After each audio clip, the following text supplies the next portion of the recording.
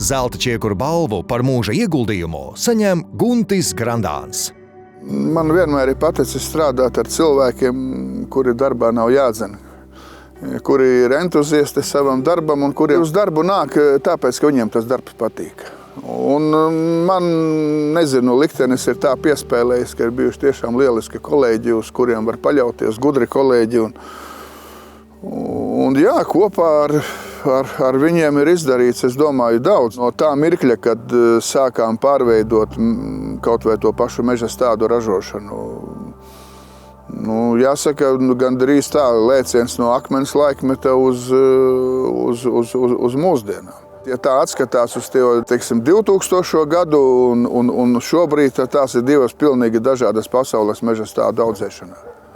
Jā, un lepojos ar to, ka ar mums rēķinās ne tikai šeit Latvijā, ar Latvijas mežsaimniecību. Ar Latvijas mežsaimniecību rēķinās plašākā reģionā.